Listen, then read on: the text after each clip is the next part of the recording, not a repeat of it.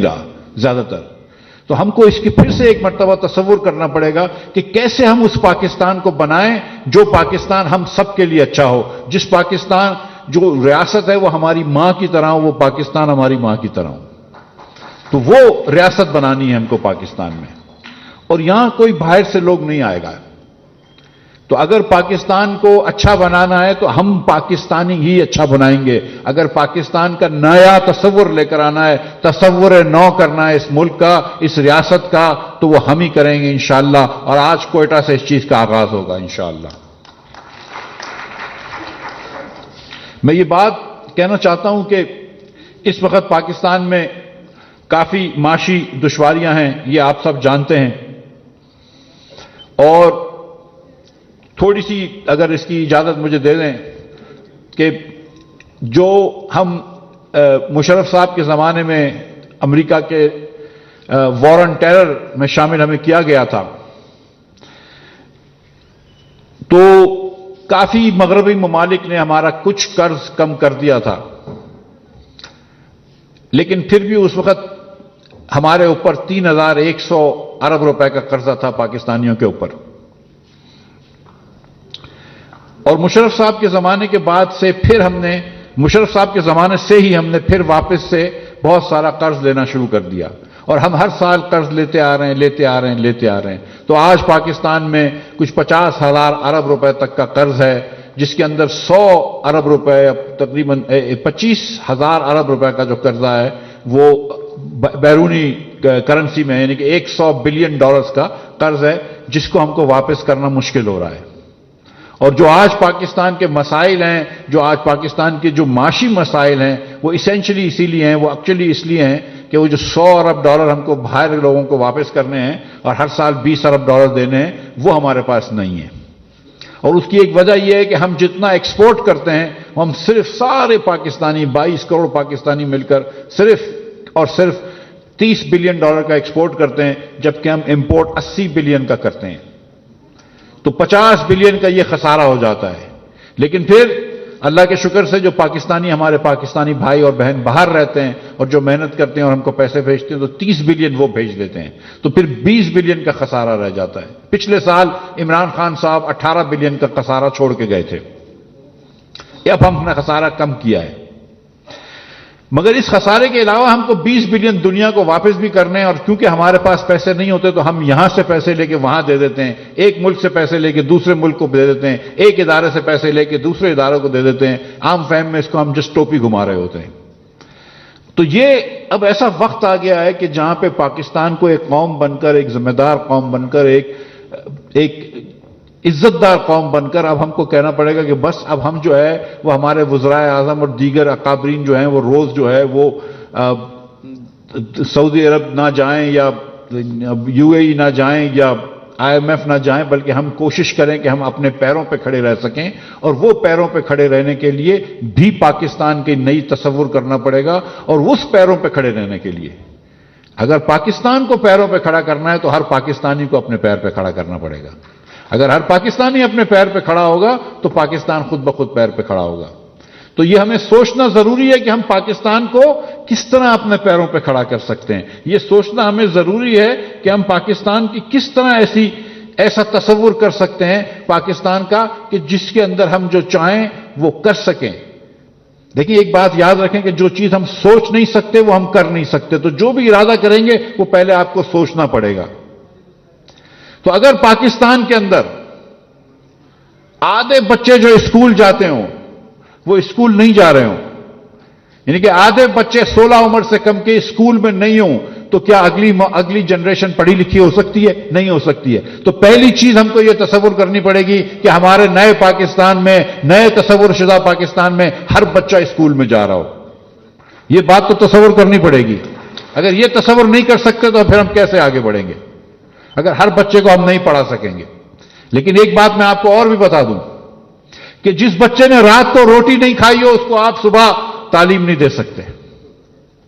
جس بچے نے رات کو بھوکا سویا ہو، وہ صبح آپ پڑھ نہیں سکتا، تو رات کو اس کو روٹی دینا ضروری ہے، جس کے لیے اس کے والد کو یا والدین کو دونوں کو نوکری دینا ضروری ہے۔ اس لیے اس ملک میں روزگار ہونا ضروری ہے۔ تو یہ بھی تصور کرنا ہوگا کہ ہمیں وہ پاکستان چاہیے جہاں پہ ہر آدمی کو، ہر عورت کو جس کو نوکری کرنی ہے نوکری ملتی ہو۔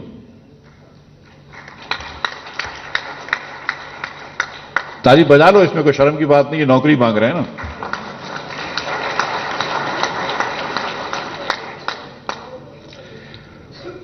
اب میں ایک چھوٹی سی بات کروں گا یہاں پر۔ آج ہمارے بہت سارے بھائیوں نے بات کری ہے کہ وفاق سے پیسے نہیں مل رہے وغیرہ وغیرہ، این ایف سی ایوارڈ کا۔ اس سال این ایف سی ایوارڈ سے بلوچستان کو شاید 400 ارب روپے ملیں گے، شاید نہیں، مجھے پتا ہے انفیکٹ کہ 400 ارب روپے ملیں گے تقریباً۔ سمجھ لیجیے کہ 500 ارب روپے مل رہے ہوتے تو کیا یہاں آپ ایمانداری سے دل پہ ہاتھ رکھ کے کہیے کہ اگر تعلیم اچھی ہو جاتی؟ کیا پیسوں کا ہی صرف مسئلہ ہے؟ بلوچستان حکومت جو ہے وہ ڈبل پیسے خرچ کرتی ہے کمپیئر ٹو پنجاب، اور 1.5 گنا پیسے خرچ کرتی ہے کمپیئر ٹو کے پی اور سندھ ایجوکیٹ کرنے میں۔ لیکن جو رفیع اللہ کاکڑ نے کہا کہ 80% اسکولیں بند پڑی ہے کیونکہ وہ ایم پی ایز نے اپنے علاقوں میں بنوا دی ٹھیکیداروں سے مل کر۔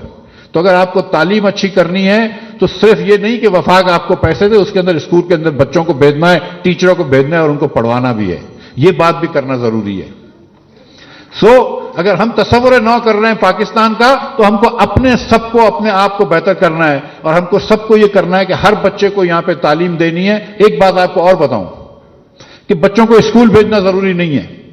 ہم یہاں پر یہ بھی کر رہے ہیں، پاکستان کے اندر پورے پاکستان کے بچوں کی میں بات کر رہا ہوں، ہر بچے کی پاکستان میں ایوریج پہ انہوں نے حساب لیا تو 27 نمبر آ رہے تھے بچے کے میتھ میں، اور 31 نمبر آ رہے تھے بچوں کے سائنس میں اوسطاً۔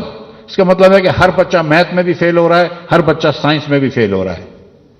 ہم اس پاکستان کے اندر 2000 ارب روپے سے زیادہ خرچ کرتے ہیں تعلیم کے اوپر۔ حکومت 1000 ارب روپے سے زیادہ تعلیم کے اوپر خرچ کرتی ہیں، چاروں صوبوں کی حکومت اور وفاق ملا کر۔